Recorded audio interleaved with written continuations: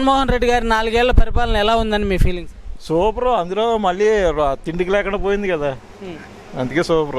మరి 175కి 175 గెలుస్తానన్నాడు కదా. పిఠాపురం గెలమని చాలు, పిఠాపురం గెలమని చాలు, పిఠాపురం వెళ్దాం.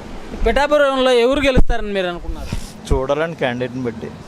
అంటే జనసేన కదా, జనసేన క్యాండిడేట్ ఎవరో తెలియాలి కదా. మెయిన్ ఇక్కడ పిఠాపురం ఏంటంటే క్యాండిడేట్ని చూస్తారండి, అది నేను క్యాండిడేట్ని బట్టి. అంటే ముగ్గురులో ఎవరు సీఎం అయితే బాగుంటుందని మీరు అనుకున్నారు సార్?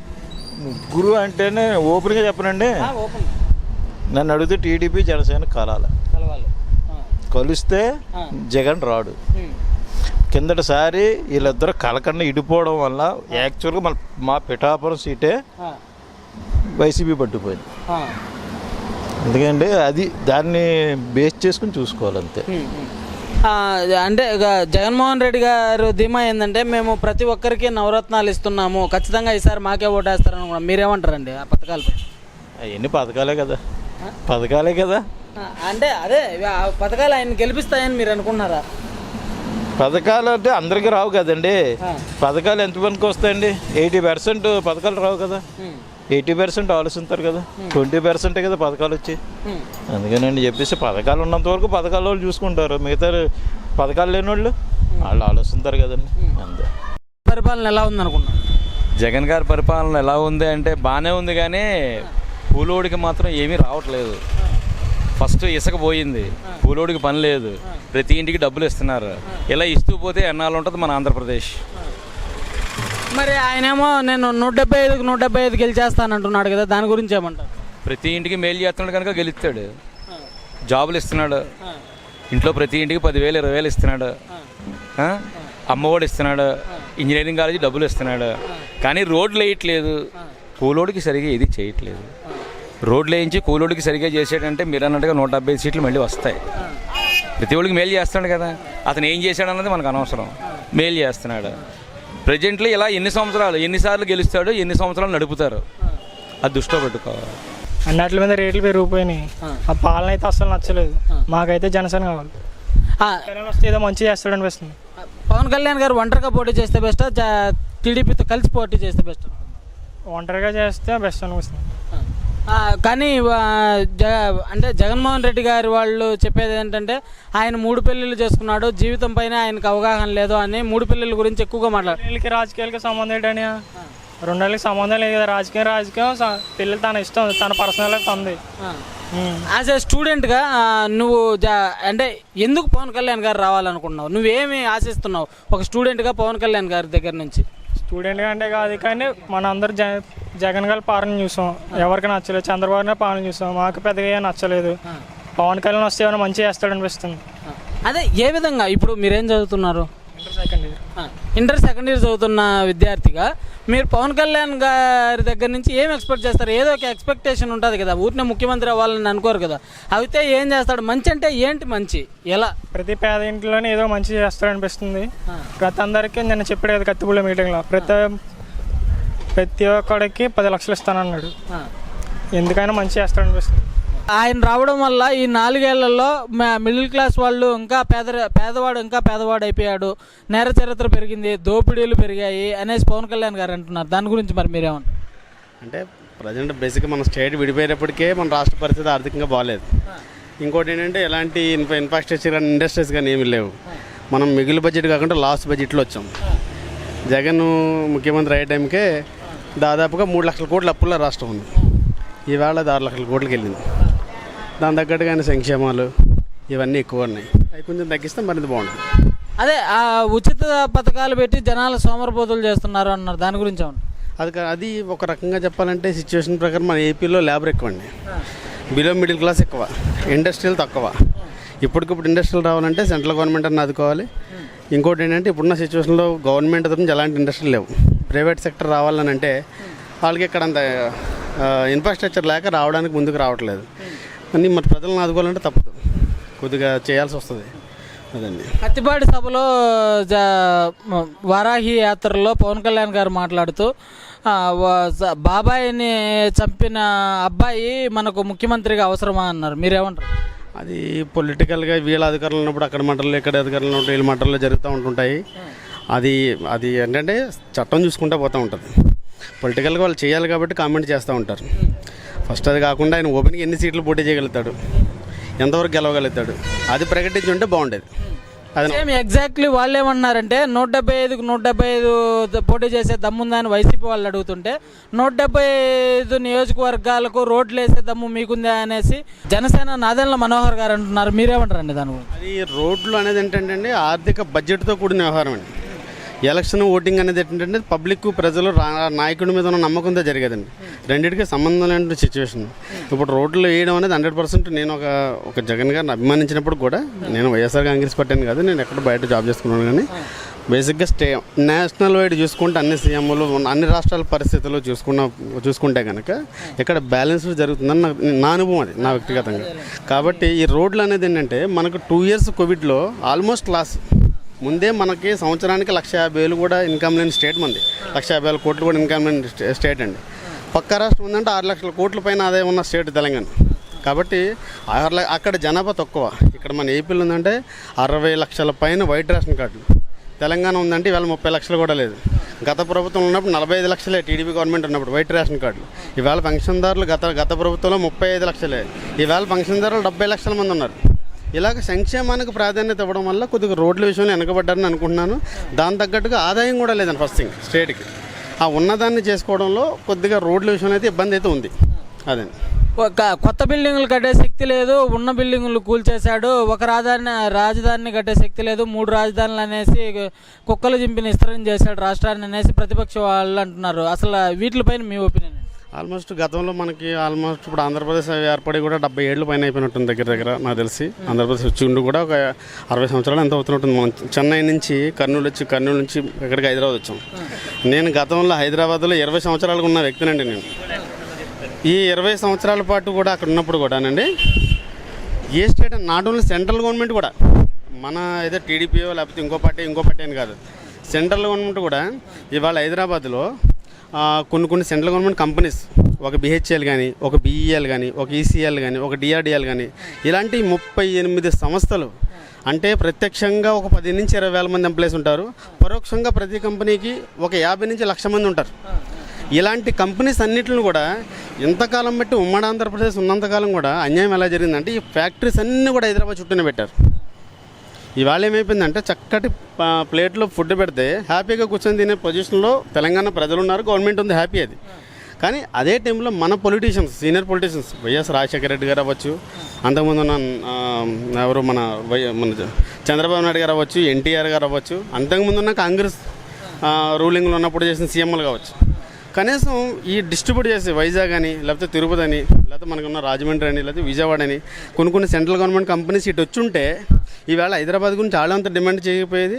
ఏపీలో ఉన్న స్టూడెంట్స్ కానీ ప్రజలకు కూడా ఇక్కడ కూడా మౌలిక వసతులు కానీ, లేకపోతే ఇన్ఫ్రాస్ట్రక్చర్గా కానీ, ఫ్యాక్టరీ పరంగా కానీ కొద్దిగా ఉండేది, ఎంప్లాయ్మెంట్ ఉండడానికి ఒక అవకాశం ఉండేది. ఇవాళ ఏమైపోయిందంటే ఒకటేసారి అంతా అక్కడ డెవలప్ అయిపోయేటప్పటికి ఈలోగా ఏమైపోయిందంటే రియల్ ఎస్టేట్ ఎక్కువైపోయి గత 10 ఏళ్ల నుంచి కూడా ల్యాండ్ వాల్యూలు ఏది లేక ఏది పెంచాలంటే ల్యాండే పెంచాలి. ఈ ల్యాండ్ పెంచేస్తారు. ఈ పెంచడం వల్ల ఎవడన్నా సపోజ్ ఒక 10 crores పెట్టుకుని ఏదైనా పెడదామంటే దాంట్లో 70% అమౌంట్ ల్యాండ్కి అయిపోతుంది. 30%తో వాటికి ఇన్ఫ్రాస్ట్రక్చర్ కూడా కంప్లీట్ అవ్వట్లేదు. దానివల్ల ఎవరు రావడానికి మొగ్గు చూపట్లేదు. అదొకటి పెద్ద సమస్య. అలాంటప్పుడు ఉన్న వాటిని జాగ్రత్తగా కాపాడుకోవాలి, కానీ వాటిని కమిషన్ల బేసిస్ తోటి వెనక్కి పంపించడం. మీరు చూస్తే కియా పరిశ్రమ ఇబ్బంది పడింది, అమర్ రాజా ఫ్యాక్టరీ బ్యాక్ తెలంగాణకి వెళ్ళిపోయింది, ఇలాంటివి ఉన్నాయి. ఈ దౌర్జన్యాల గురించి దౌర్జన్యాలని మీరు ఫీల్ చేయడం వల్ల వెళ్ళిపోతున్నాయని జనం అంటున్నారు. మీరేమంటారు? బేసిక్గా అది ఏ పార్టీ అధికారంలో కూడా అట్లాంటివి చేయకూడదండి. ఇప్పుడు అమర్ రాజా ఉందనంటే అమర్ రాజా బ్యాటరీ వస్తే గల్లా జయదేవ్ గారిది. ఆయన టీడీపీ ఎంపీ అవి ఉండొచ్చు. అయినప్పటికి కూడా ఏపీలో ఏదో పెడుతున్నారంటే పార్టీ వేరైనప్పటికీ ఆపోజిషన్ పార్టీ కాదు కదా, ఏ ఒక్క పారిశ్రామికవేత్త వచ్చి పెట్టినా కూడా వాళ్ళని మనం ప్రోత్సహించగలగాలి. అది ఏ విధంగా అవుతుంది అనేది మరి అది వాళ్ళ వ్యక్తిగత ఇది తప్ప మాకు ఉన్న అమర్ రాజా ఫ్యాక్టరీ పక్కకి తీసేద్దాం. ఉన్న ఇంటర్నేషనల్ కంపెనీస్, నేషనల్ కంపెనీస్ కావచ్చు, అవి కూడా రాష్ట్ర ప్రభుత్వంతో డిఫర్ అయ్యి వెళ్ళిపోయి ఎంతవరకు వెళ్ళినాయండి? నాకు ఇప్పుడు న్యూస్ ఫేక్ చెప్తానే ఉన్నారు, ఓకే పలానా కంపెనీ వెళ్ళిపోయింది అనేది ఏముంది? కియా న్యూస్ వచ్చిన తప్ప కియా అక్కడికి వెళ్ళా. ఇది కాకుండా వైజాగ్లో మొన్న అంత ఇది గ్లోబల్ సబ్మిట్ ఒకటి పెట్టారు. దాంట్లో చాలా కంపెనీస్ ఎంఓవీలు కుదుర్చుకున్నారు. అప్పుడు మన పారిశ్రామిక మంత్రి గారు కానీ లేకపోతే సెంట్రల్ గవర్నమెంట్ నుంచి కూడా ఎవరు మినిస్టర్ వచ్చారు ఆ టైంలో, వాళ్ళు ప్రకటించిన దాని ప్రకారంగా చాలా ఎంఓవీలకి అయినా ఎన్నో లక్షల కోట్లకి సంథింగ్ కంపెనీస్ వస్తున్నాయని చెప్పేసి అని అన్నారు. అది నిజమై ఉంటే బాగుండేదని కోరుకుంటున్నాను. ఎందుకంటే నాకు ప్రాక్టికల్గా తెలియదు, అక్కడికి వెళ్ళి నేను వెళ్ళలేదు, నా ఎంఓవీల సంగతి మనకు తెలియదు. ఓకే అండి, అది అవ్వవు కదా. అది ప్రాక్టికల్గా కూడా ఫీల్డ్ వర్క్ వచ్చేటప్పటికి అది అయ్యి ఉంటే ఖచ్చితంగా ఏపీలో ఉన్న స్టూడెంట్స్కి కానీ యువతకు కానీ ఒక మంచి ఉద్యోగ అవకాశాలు ఉండి ఏపీ చాలా ముందుకు వెళ్తుందండి. ఎందుకంటే ఈ పార్టీలు ఒకరినొకరు తన్నుకొని వీళ్ళు లేరు, వీళ్ళు దొంగ, వీళ్ళు ఇది అనుకోకుండా పక్క తమిళనాడు, పక్క రాష్ట్రాలు ఏ విధంగా అయితే ఉన్నాయో ఈ విధంగా ఒక యూనిటీని వీళ్ళు కనుక చేసినట్టయితే ఇవాళ మన స్టేటు రానున్న ఒక 10 yearsలో నాకు తెలిసి తెలంగాణ స్టేట్ కంటే కూడా డెవలప్డ్ వెళ్ళిపోతుంది. ఎందుకంటే ఇక్కడ యువత దగ్గర అంత కసి ఉంది, ఇక్కడ యువత దగ్గర అంత సబ్జెక్ట్ ఉంది, అంత పట్టుదలతో చేయగలిగే స్తోమత కూడా ఉందండి. దీనికి కావాల్సింది ఏంటంటే పొలిటికల్గా వాళ్ళ స్వార్థ ప్రయోజనాలు పక్కన పెట్టి రాష్ట్ర అభివృద్ధి కోసం అన్ని పార్టీలు కలిసి ఉండాలి. ఉంటే కనుక ఖచ్చితంగా మన విజయం చాలా తొందరగానే మనం చేరుకుంటామని చెప్పేసి నా అభిప్రాయం. ఈసారి వచ్చే ఎలక్షన్స్లో ముగ్గురులో ఎవరు సీఎం అయితే బాగుంటుంది అనుకున్నారు? ఎవరైనా ఓకే, కానీ ఎవరైతే ఇప్పుడున్న సిచ్యువేషన్ ఏంటంటే అండి, ఇప్పుడు చంద్రబాబు నాయుడు గారు కానీ లేకపోతే ఇంకోరు కానీ వీళ్ళందరూ కూడా ఎవరికారు ఇండివిజువల్గా వెళ్ళే పరిస్థితి లేదు. ఒకవేళ టీడీపీ గవర్నమెంట్ వచ్చింది అనుకున్నాం, టీడీపీ గవర్నమెంట్ కాదు ఫామ్ చేసేది, TDP Janasena plus BJP alliance government. ఈ అలయన్స్ ఉన్నప్పుడు వీళ్ళు సింగిల్గా డిసిషన్లు తీసుకొని చేసేది ఏముండదు. ఈ అలయన్స్లో ఒకటి నచ్చవచ్చు, ఒకటి నచ్చకపోవచ్చు, సెంట్రల్ గవర్నమెంట్ సపోర్ట్ చేయొచ్చు, చేయకపోవచ్చు, మళ్ళీ 4 ఏళ్ళు గతంలాగా చేసి లాస్ట్లో మళ్ళీ మోడీని తిట్టేసి మళ్ళీ ఏదో చేద్దామని అనుకోవచ్చు తప్ప కానీ దానివల్ల ప్రయోజనం ఉండదు. నా ఉద్దేశం ఏంటంటే ఎవడన్నా పోటీ చేసినా కూడా అఫ్కోర్స్ పవన్ కళ్యాణ్ అయినా లేకపోతే చంద్రబాబు నాయుడు అయినా లేకపోతే జగన్ అయినా సింగిల్గా పోటీ చేసుకొని ఎంపీలని ఎమ్మెల్యేలని సోలోగా గెలిపించుకొని ఒక యూనిటీగా ప్రభుత్వాన్ని తీసుకొని కానీ వెళ్ళగలుగుంటే, సింగిల్ పార్టీగా వెళ్ళగలుగుంటే, ఇప్పటికే మన ఎంపీలు చీలిపోయి బలం లేకుండా ఉన్నాం. కనీసం స్టేట్లో ఉన్న ఎమ్మెల్యేలు వెళ్తూ ఉన్నా సరే మనం ఎలా ఉందనుకున్నారు? వచ్చినట్టునే ఎప్పటి నుంచో 100 సంవత్సరాలు బట్టి 150 సంవత్సరాల నుంచి ఉన్న చెరువులు శుభ్రంగా అమ్ము తెంగారు. డబ్బు ఏది కావాలని డబ్బు వచ్చి విధానం చూసి ఆ చెరువుల్లో మట్టి అంతా అమ్ము తెంగారు. ఎవడన్నా రైతోడు కొంత మట్టి తెచ్చుకుంటే ఆ నమ్మ కేసు పెట్టి ఇచ్చేసే బలంగా ఆయన ఆఫ్ చేసేవారు. ఎవడన్నా గంప మట్టి ఇంటికి తెచ్చుకుంటే ఆయన పట్టుకునే బలంగా బొక్కలు పడేసేవారు. ఎదో పెప్పుతూ ఇది ఎందుకు, ఆడి ఎత్తే మాత్రం ఎందుకు, పెడితే మాత్రం ఎందుకు, ఏడ్చి ఇవాళ ఒక రోడ్ లేదు. సుఖమే ఉందండి. అప్పుడు ఎప్పుడో తెలుగుదేశం ప్రభుత్వంలో ఇచ్చిన హౌసింగ్ లోన్లు ఆ లోన్లు ఆపేసాడు ఎదవా. సగం డబ్బు రావాలి ఇంకానే పనికి పని ఎదవా ఆపేశారు కదండి. తెత్తకంటే ఎంత బాధ, బోళ్ళని అప్పులు చేసి కట్టుకున్నాం. కానీ నేను పింఛన్ ఇస్తున్నాను, అవ్వాతాతలను కళ్ళలో పెట్టి చూసుకున్నాను అన్నాడు కదా, మీరేమంటారు? మాకు పింఛన్ ఇవ్వలేదు, దొంగ పింఛన్లు రాయించుకుని తెచ్చుకున్నారు. నాకు 60 సంవత్సరాలు వచ్చేది దగ్గర, నాకు పెన్షన్ లేదు. నాకంటే చిన్నోళ్ళు పెన్షన్లు వస్తాయి. 5,000 తీసుకుని మాది కందరాడ 5,000 తీసుకుని వాళ్ళ దగ్గర ఒక 20 మందికి రాసుకుని నాకంటే చిన్నోళ్ళకి పెన్షన్లు ఇస్తున్నారు. అది దిక్కుమల్లి ప్రభుత్వం. ఇంటికి చెప్పండి, ఇంటికి పట్టాలు ఇస్తున్నానని ఇళ్ళ పట్టాలు కూడా ఇచ్చాడంట కదా. ఇళ్ళ పట్టాలు ఇచ్చాడు, ఆ పట్టాలు అమ్మేసుకుంటున్నారు. అప్పుడే చాలా మంది ఇళ్ళ తలాలు కూడా అమ్మేసుకున్నారు. భూములు కూడా అమ్మేసుకుంటున్నారమ్మా. అది భూములు కూడా ఆ ఇచ్చిన పట్టాలు అక్కడెక్కడ పిఠాపురం అక్కడ ఇచ్చారు, అవి అమ్మేసుకుంటున్నారు. కానీ 175 గెలుస్తాం సార్ అన్నాడు కదా ఆయన. ఆ 175 వెళ్తాడు ఎప్పటి అది టైం బట్టి ఉంటుంది. అంతేగాని ఒక రాజకీయానికి పార్టీకి కాదు కావాల్సింది, వ్యక్తిగతంగా వేస్తారు ఓటు, అంతేగాని పార్టీ కాదు కావాల్సింది. అది వ్యక్తిగతంగా ఎవరు మంచివారు అయితే వాళ్ళకి ఓటు వేస్తారు. పరిపాలన బాగోలు కదా. ఎక్కడ రోడ్డు 4 సంవత్సరాలు అవుతుందమ్మా, ఎక్కడన్నా ఇప్పుడు మట్టి వేయడ రోడ్డుని, సైకిల్ ఇరిగిపోతున్నాయి, బళ్ళు ఇరిగిపోతున్నాయి, యాక్సిడెంట్లు జరిగిపోతున్నాయి. ఆ ప్యాచ్ వర్క్ అయినా చేయాలి కదా. 4 సంవత్సరాలు అవుతుంది, ఈ రోడ్డు సాల్కోట వరకు లాగి పారసేసాడు, ఎక్కడిదక్కడ అలాగే ఎడుతుంది. జిల్లాకి ఎయిర్పోర్టే కడతానన్నాడు కదా ఆయన. జిల్లాకి ఎయిర్పోర్ట్ మన సత్తాంతలోకి మనం చచ్చిపోతాం. జగన్ గారి పరిపాలనలో జరుగుతున్న తప్పిదాలు ఏమనుకున్నారు? రేట్లు పెరిగిపోయినాయి కదండి, బాగా బీభత్సంగా ఉన్నాయి అంతే. కానీ ఆయన నవరత్నాలు అంటే అమ్మ ఒడి ఇస్తున్నాను, కళ్యాణ లక్ష్మి ఇస్తున్నాను, ఆటో కార్మికులకు 10,000 ఇస్తున్నాను, తర్వాత పక్క ఇల్లు ఇస్తున్నాను, స్థలం ఇస్తున్నాను, పింఛన్ ఇస్తున్నాను, ఇలాంటివన్నీ అంటున్నారు. దాని గురించి మీరు ఏమంటారు? అన్నీ ఏమన్నాయండి, ఇందులో స్థలాలు ఎవరికి ఇచ్చారు, ఇళ్ళ స్థలాలు చెప్పండి. ఎవరికి ఇచ్చారు చెప్పండి. అందరికీ వాళ్ళ పార్టీ వాళ్ళకి ఇచ్చుకున్నారు అంతే, ఎవరికి ఇవ్వలేదు. అంటే ఆ నవరత్నాల విషయంలో మీకు న్యాయం జరగలేదంటారా? లేదు, జరగలేదు. కానీ ఈసారి ఆయన 175 గెలుస్తానన్నాడు కదా, దాని గురించి మీరేమంటారు? 175 రావు కదా. ఇంకా ఒకసారి చూస్తారు పెద్దలు, రెండోసారి చూడరు కదా. ఎద్దు అప్పుడు పక్క పడుకోదు కదా, రెండు పక్కలు పడుకుంటుంది. అంటే ఎద్దు ఎవరు అనుకున్నారు మీరు? ఎద్దు ఒక పక్క, ఎద్దు అప్పుడు జనం నిర్ణయం చెప్తారు. అప్పుడు జనం చెప్తారు కదా ఎద్దుని ఎవరు పడుకోబెట్టాలో, ఎవరు లేక తీయాలో. రేపు పొద్దున్న జనం ఆలోచిస్తారు, నన్ను పెట్టి బాగుంటుంది. ఈసారి వచ్చే ఎన్నికల్లో ముగ్గురులో ఎవరు ముఖ్యమంత్రి అయితే మంచిదని మీరు అనుకున్నారు? పవన్ కళ్యాణ్ అయితే మంచిది అనుకుంటున్నాం. అంటే ఇద్దరం చూసాం కదా, ఒకసారి పవన్ కళ్యాణ్ కూడా చూస్తే బాగుంటుంది. కానీ వైఎస్ఆర్సీపీ వాళ్ళు అనేది ఏంటంటే ఆయనకు ఆ జీవితం మీదే అవగాహన లేక 3 పెళ్ళిళ్ళు చేసుకున్నాడు, రాష్ట్రం మీద ఏమో అవగాహన ఉంటుంది అని అన్నారు. మీరేమన్నారు? 3 పెళ్ళిళ్ళు అంటే ఇప్పుడు అందరూ జనమే చేసుకుంటున్నారు కదా, ఎవరు చేసుకుంటున్నారు 3 పెళ్ళిళ్ళు? అందరూ చేసుకుంటున్నారు. పవన్ కళ్యాణ్ చేసుకున్నాక ఏముంది నాకు? ఆయన చంద్రబాబు నాయుడు గారికి అమ్ముడు పోయారు అనేసి కొడాలి నాని అన్నాడు. మీరేమంటారండి? అప్పుడు అమ్ముడిపోతాడండి, బోలని సినిమాలు తీస్తున్నాడు, బోలని డబ్బులు వస్తున్నాయి పవన్ కళ్యాణ్. ఎందుకు అమ్ముడిపోతాడు? అమ్ముడిపోతే అతను డబ్బులు ఇస్తాడండి ఎవరికన్నా. ఆ డబ్బులు అయితే దాచుకుని పవన్ కళ్యాణ్ చంద్రబాబు జడలో నడచ్చు కదా. పేరు నాని గారు మాట్లాడుతూ 2 చెప్పులు చూపిస్తూ పవన్ కళ్యాణ్ గారికి మక్కిలు ఇరగదీస్తాను అన్నారు. మీరేమంటారు? అలాంటి ఆల్రెడీ పవన్ కళ్యాణ్ 100 మంది తీసారు చెప్పులు, పేరు ఆడి బతో అయ్యి అంతే. ఈసారి పవన్ కళ్యాణ్ గారు ఒంటరిగా పోటీ చేస్తే బెస్ట్ అన్నారా, టీడీపీతో కలిసి పోటీ చేస్తే బెస్ట్ అనుకుంటున్నారు? ఒంటరిగా చేస్తే బాగుంటుందని చూస్తున్నాయి సార్. నేను పిఠాపురం 3 చేస్తే బాగుంటుంది పవన్ కళ్యాణ్ గారు. ఎన్ని సీట్లు వస్తాయి అనుకున్నారు సార్ ఈసారి పవన్ కళ్యాణ్ గారికి? మేము 30 నుంచి 40 దాకా ఎక్స్పోర్ట్ చేస్తాం. అంటే ఇది వరకు పవన్ కళ్యాణ్ గారు ఓడిపోవడానికి ముఖ్య కారణం అంటే 2 చోట్ల పోటీ చేస్తే 2 చోట్ల ఓడిపోయారు కదా, దానికి ఏం కారణం అనుకున్నారు మీరు? అలా వైఎస్ఆర్ పార్టీ బాగా ఖర్చు పెట్టారు డబ్బులు ఇద్దరు 2 దిక్కులు కూడా, అందుకని ఓడిపోయారు పవన్ కళ్యాణ్. Thank you. రూపాయి ఖర్చు పెట్టలేదు కాబట్టి ఓడిపోయారు పవన్ కళ్యాణ్. వాళ్ళ పుల్లిగా డబ్బు ఖర్చు పెట్టిన గురించి పవన్ కళ్యాణ్ ఓడిపోయారు అంతే. ఈసారి మరి డబ్బు ఖర్చు పెట్టకపోయినా గెలిచే అవకాశం ఉంది. ఎంత ఖర్చు పెట్టినా పవన్ కళ్యాణ్ ఎక్కడ పోటీ చేసినా నెగ్గుతాడు ఈసారి. చెత్తగా ఉంది పరిపాలన, వేస్ట్. ఈసారి ఎవరు ఆయన కానీ మీరు చెత్తగా ఉందన్నారు, ఈసారి ఆయన మాత్రం చాలా ధీమాగా 175కు 175 అంటున్నాడు కదా, దాని గురించి మీరు ఏమన్నా? ఎలక్షన్ రాని ఎలక్షన్ వచ్చా తెలుస్తుంది కదా, 175 వస్తాయో లేదా 30 సీట్లు వస్తాయో అది తెలుస్తుంది. వచ్చాకైనా 175కి 30 సీట్లు వస్తే గొప్ప జగన్కి. మీ ఇంట్లో ఎవరికైనా పింఛను లేదంటే పక్క ఇంటికి స్థలాలు ఇస్తామన్నారు, ఇలాంటివి ఎన్నో ప్రవేశపెట్టారు కదా, అవన్నీ మీకు నిజంగానే ఆయన చెప్పినట్టు అందుతున్నాయా లేదా? ఒకసారి పడితే ఒకసారి పడతలేదండి, అలా ఉన్నాయండి. ఈసారి ఎవరు గెలిస్తే మీకు మేలు జరుగుతుందని మీరు అనుకున్నారు? ఎందుకంటే ఒకసారి ఆల్రెడీ జగన్ గారి పరిపాలన చూశారు, చంద్రబాబు నాయుడు గారి పరిపాలన చూశారు, పవన్ కళ్యాణ్ గారి గురించి మీకు అవగాహన ఉంటుంది. వీళ్ళ ముగ్గురులో ఎవరు బెస్ట్ అని మీరు అనుకున్నారు? ఇప్పుడు పవన్ కళ్యాణ్ గారు వస్తున్నారు కదండి, వేద్దామని ఉందండి. కానీ పవన్ కళ్యాణ్ గారికి గోదావరి జిల్లాలో చాలా వేవ్ ఉన్నప్పటికీ అంటే ఆయన చంద్రబాబు నాయుడు గారికి అమ్ముడు పోయారు అనే విమర్శలు చేస్తూ ఉంటారు, దాన్ని మీరు ఎలా చూస్తారు మేడం?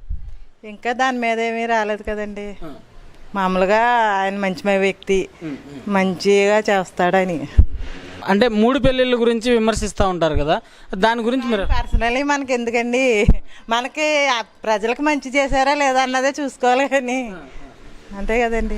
అంటే పవన్ కళ్యాణ్ గారు చంద్రబాబు నాయుడు గారు ఇద్దరు కలిసి పోటీ చేస్తే బెస్ట్ అనుకున్నారా, లేదంటే సపరేట్గా పోటీ చేస్తే బెస్ట్ అనుకున్నారా? అదండి ఎలా చేసినా అండి మాకు మేలు జరిగేదే కాదో కోరుకుంటామండి, చూస్తాం, నలుగురిని తెలుసుకునే చేస్తామండి ఏది చేసినా. అంతే, అసలు ఏం పోలేదు. కానీ ఆయన ఏమో 175కి 175 గెలుస్తానంటున్నాడు కదా, అదేం జరిగే విషయం ఏం కాదు, అది జరగదంటున్నాను. మీకు మళ్ళీ ఎవరు చీఫ్ మినిస్టర్ అయితే బెస్ట్ అని మీరు ఫీల్ అవుతున్నారు? అయితే చంద్రబాబు నాయుడు. ఎందుకని చంద్రబాబు నాయుడు గారు? ఎక్స్పీరియన్స్ కదా. లాస్ట్ టైం చంద్రబాబు నాయుడు గారు అంత ఘోరంగా ఓడిపోవడానికి కారణం ఏమంటారు? ఏదో గోల్మాల్ జరిగింది ఉంటుందా ఏంటి? అదే ఏదో తేడా జరిగింది, గోల్మాల్. ఇప్పుడు పవన్ కళ్యాణ్ గారు చంద్రబాబు నాయుడు గారు కలిసి పోటీ చేస్తే బెస్ట్ అంటారా, విడివిడిగా పోటీ చేస్తే? కలిసే చేయాలి. పవన్ కళ్యాణ్ గారి వేవ్ ఎలా ఉండబోతుంది అనుకున్నారు? చాలా ఎక్కువ ఉండదు, ఊహించలేం. అలాంటప్పుడు పవన్ కళ్యాణ్ గారు గెలిచే అవకాశం ఎక్కువ ఉంటుంది, కానీ చంద్రబాబు నాయుడు గారు అంటున్నారు కదా, ఇది ఎలా బ్యాలెన్స్ చేస్తారు మీరు? సగం మంది వైసీపీ వాళ్ళు ఉంటారు ఇప్పుడు ఇందులో, సగం మంది టీడీపీ వాళ్ళు ఉంటారు. ఇంకా అది ఫ్యాన్ బేస్, అది పార్టీకి వేరు, ఫ్యాన్స్ వేరు. ఓకే, ఇందులో ఇప్పుడు జరిగే పిఠాపురం సభలో కూడా వైసీపీ వాళ్ళు ఉండొచ్చు, టీడీపీ వాళ్ళు కూడా ఉండొచ్చు అంటారా మీరు? చిన్న దాంట్లో సగం మంది ఓటు కూడా వేయకపోవచ్చు, చెప్పలేం. కేవలం ఫ్యాన్ బేస్ మీద వచ్చారు తప్ప వీళ్ళు ఓటేసేవాళ్ళు. సగం మంది ఓటు వేయరని నా ఉద్దేశం, అందుకే మున్సిపల్ కూడా గెలలేదు. ఈసారి గెలుస్తారంటారు? మారచ్చు, మారుతుంది, ఎందుకంటే చూశారు కదా లాస్ట్ టైం. జగన్ గారు చేసిన దాంట్లో అసలు అంటే మరీ ఘోరం అనిపించిన పనులు ఏంటి మీకు? ఆయన డబ్బు పంచడం తప్పితే ఏం చేయలేదు. అభివృద్ధి అన్నది ఏం లేదు, ఏం లేదు. మనీ ఒకటి పంచాడు కానీ అభివృద్ధి అన్నది ఏం లేదు. మాటగా చెత్తగా ఉంది పరిపాలన, వేస్ట్. ఈసారి ఎవరు వస్తే ఆయన, కానీ మీరు చెత్తగా ఉందన్నారు, ఈసారి ఆయన మాత్రం చాలా ధీమాగా 175కు 175 అంటున్నాడు కదా, దాని గురించి మీరు ఏమన్నా? ఎలక్షన్ రాని ఎలక్షన్ వచ్చా తెలుస్తుంది కదా, 170 వస్తాయో లేదా 30 సీట్లు వస్తాయో అది తెలుస్తుంది వచ్చాకైనా. 170కి 30 సీట్లు వస్తే గొప్ప జగన్కి. మీరు అంటే స్ట్రైట్ అవే చెప్పేశారు కాబట్టి టీడీపీ అనేసి, అందుకని అడుగుతున్నాను సార్ ఈ క్వశ్చన్. పవన్ కళ్యాణ్ గారు, చంద్రబాబు నాయుడు గారు ఇద్దరు కలిసి పోటీ చేస్తే బెస్టా, విడివిడిగా పోటీ చేస్తే బెస్ట్? కలిసి పోటీ చేస్తే బెస్ట్. విడిగా పోటీ చేస్తున్నా తెలుగుదేశంకి డోకా లేదు. ఎలా పోటీ చేసినా మాకు ఎప్పుడు అధిష్టాన నిర్ణయం. వాళ్ళు కలిసి పోటీ చేసినా పోటీ చేయకపోయినా తెలుగుదేశం పార్టీయే విజయం సాధిస్తాను నాకు లెక్కేస్తున్నాను అంటారు. ఇలా ఉభయ గోదావరి జిల్లాలో పవన్ కళ్యాణ్ గారు వేవ్ ఎక్కువగా ఉందంటున్నారు, మీరేమంటారు సార్ దాని గురించి? ఏమండి, పార్టీ అన్నాక ఉండొచ్చు, కార్యకర్తల అభిమానులు ఖచ్చితంగా ఉండొచ్చు. ప్రతి పార్టీకి ప్రతి దానికి జనాలు వస్తున్నారు, అది ఓట్ల రూపంలో రేపు వచ్చే ఎన్నికల్లో తెలుస్తుంది. అప్పుడు దాకా మనం వెయిట్ అండ్ సీ అంతే. సరే చెప్పండి సార్, చంద్రబాబు నాయుడు గారి రూలింగ్లో ఎటువంటి బెస్ట్ జరుగుతుందని మీరు అనుకున్నారు? అంటే మీరు తెలుగుదేశమే అన్నారు కదా, అందుకు మనకి రాష్ట్రం విడిపోయాక ఏం జరిగిందో చూసాం అందరం. రాష్ట్రం విడిపోయాక ఈ రోజున రాష్ట్రం విడిపోయాక ఆంధ్రప్రదేశ్ రాష్ట్రం ఒంటరిగా అయిపోయింది. అలాంటి టైంలో చంద్రబాబు నాయుడు మళ్ళీ సీఎం అయ్యి మన రాష్ట్రానికి చక్కగా గాడిలో పెట్టాడు. జగన్ వచ్చాక ఏముందో మీరు పరిపాలన చూస్తున్నాం, పబ్లిక్గా చూస్తున్నాం. ఈ రోజు ఏంటంటే 4 సంవత్సరాల పరిపాలనలో మొత్తం రాష్ట్రం గత 20 సంవత్సరాలు వెనక్కి వెళ్ళిపోయింది. మళ్ళీ చంద్రబాబు అధికారంలోకి వచ్చి మళ్ళీ ముఖ్యమంత్రి అవుతే మళ్ళీ మన రాష్ట్రం అభివృద్ధి చెందుతుంది. 3 రాజధానులు పెట్టి వికేంద్రీకరణ చేస్తున్నాను అంటున్నాడు, దాని గురించి మీరు ఏమంటారు సార్? అది అవే పని కాదండి, అది అవే పని అయితే కాదు. హైకోర్టు జోక్యం ఉంది, అక్కడ కేంద్ర ప్రభుత్వం జోక్యం అన్నీ కావాలా. ఇదంతా జగన్ ఎత్తుగాడు అంతే. పవన్ కళ్యాణ్ గారు మాట్లాడుతూ 200 మంది అమరావతి రైతుల ఆత్మహత్యకు కారణం జగన్ గారే అన్నారు, మీరేమంటారు సార్? అవ్వచ్చు, దాన్నే ఉంది, అవ్వచ్చు కదా ఖచ్చితంగాని. ప్రతి పార్టీలో ఇప్పుడు జగన్ వచ్చాక చాలామంది అమరావతి రైతులు చాలామంది పాడైపోయారు, చాలామంది చనిపోయారు కూడా. దానికి ఏంటంటే దానికి మేము ఆయనతో ఏకీభవిస్తున్నాం పవన్ కళ్యాణ్ గారితో. ఇప్పుడు పవన్ కళ్యాణ్ గారిది జరుగుతున్న ఈ యాత్రలో, వారాహి యాత్రని కట్టుదిట్టంగా ఎక్కడికక్కడ అడ్డుకోవడానికి వైసీపీ నాయకులు ప్రయత్నిస్తున్నారు. దానికి ముఖ్యమంత్రి గారి సపోర్టు, పోలీసుల సపోర్టు కూడా చాలా ఎక్కువగా ఉన్నాయి. ఈ టైంలో మీరు జన సైనికుడిగా మీరు ఏం చెప్పాలనుకుంటున్నారు? ఎన్ని అడ్డంకాలు వచ్చినా, ఎంతమంది ఆపినా మేము శాంతియుతంగా చేసుకుంటా వెళ్తామండి. పవన్ కళ్యాణ్ గారు వచ్చే ఎన్నికల్లో సీఎం అవుతారన్న నమ్మకం మీకు ఎంత మాత్రం ఉంది? ఖచ్చితంగా ఉందండి, ఇప్పుడు 100% ఉందండి. టీడీపీ జనసేన పొత్తు పెట్టుకొని కలిసి ఎన్నికలకు వస్తే మంచిదని మీరు అనుకుంటున్నారా, లేకపోతే పవన్ కళ్యాణ్ గారు మాత్రమే ఒంటరిగా పోటీ చేస్తే మంచిది అనుకుంటున్నారు? నాకైతే ఒంటరిగా పోటీ చేసి వెళ్ళడమే మా బెస్ట్ అండి. ఒంటరిగా పోటీ చేస్తే జగన్మోహన్ రెడ్డి గారు 175కు 175 అంటున్న ఈ టైంలో జగన్మోహన్ రెడ్డి గారిని ఢీకొట్టగలగ సత్తా జనసేనకు కానీ జనసేన నాయకులకు కానీ ఉందని మీరు అనుకుంటున్నారా? ఉన్నా సార్, ఖచ్చితంగా ఉందండి. మేము సింగల్గా వెళ్ళినా సరే 65 సీట్ల వరకు ఖచ్చితంగా గెలుపొందుతామండి. 60 సీట్లతో మరి ముఖ్యమంత్రి గారు కాలేరు కదా? అవ్వచ్చండి. ఇప్పుడు అంటే ఏ విధంగా అయితే మీరు బలమైన ఆయన కాపు సామాజిక వర్గం ఆయనకు సపోర్ట్ ఉందని కొంతమంది అంటున్నారు, అలాగే మీరు వైసీపీ నాయకుల్లో కాపు నాయకులను చూస్తే పేరు నాని గారు కావచ్చు, అంబటి రాంబాబు గారు కావచ్చు, గుడివాడ అమర్నాథ్ గారు కావచ్చు, కాపు సామాజిక వర్గం అంతా మాతోనే ఉంది అని వాళ్ళు గట్టిగా గంటాపదంగా చెప్తున్నారు. ఇప్పుడు కాపులు జనసేనతో ఉన్నారు అని మీరు భావిస్తున్నారా, లేక వైసీపీతో ఉన్నారని భావిస్తున్నారు? వైసీపీతో ఎట్టి పరిస్థితిలోనే లేరండి. ఉన్నదల్లా ఆ మినిస్టర్లు ఒకటే, వాళ్ళు వచ్చి టర్నింగ్ కూడా వాళ్ళు వచ్చే అవకాశాలు లేవు. వాళ్ళు తిట్టడం అంటే వాళ్ళకి ఇష్టం లేదండి, కానీ జగన్మోహన్ రెడ్డి గారు ఏమని అనుకుంటారని తిడుతున్నారు అంతే. జగన్మోహన్ రెడ్డి గారు చేసిన పొరపాట్లు ఏంటి, జగన్మోహన్ రెడ్డి గారు చేసిన పొరపాట్లు ఏంటని మీరు అనుకున్నారు? పరిపాలన ఏం బాగోలేదు సార్. అంటే ఏ విషయాల్లో అభివృద్ధి లేదండి, ఎక్కడ వర్కులు లేవండి. కేవలం ఏదో అమ్మఒడి అని ఆసరాని వేస్తున్నారు తప్ప ఏ పని అవుతలేదండి. 175కు 175 అంటున్న ఈ టైంలో పవన్ కళ్యాణ్ గారు ఖచ్చితంగా సీఎం అవుతారని మీరు భావిస్తున్నారా? అనుకుంటున్నామండి. మరి ఇప్పుడు యాత్రకు వస్తున్నారు కదా, అంటే టీడీపీ బీజేపీ టీడీపీ జనసేన రెండు పొత్తుతో వెళ్తే మంచి జరుగుతుంది అనుకుంటున్నారా, లేదంటే పవన్ కళ్యాణ్ ఒకరే సింగిల్గా వస్తే మేలని మీరు భావిస్తారు? సింగిల్గా వస్తేనే అయిందండి. మరి ఈ వీడియో కనుక మీకు నచ్చినట్లయితే లైక్ చేయండి, షేర్ చేయండి. మరిన్ని వీడియోస్ కోసం మా ఛానల్ని సబ్స్క్రైబ్ చేయండి. మీ అభిప్రాయాలు మాకు కామెంట్స్ రూపంలో చెప్పండి. మరిన్ని వీడియోస్ కోసం మా ఛానల్ని సబ్స్క్రైబ్ చేయండి.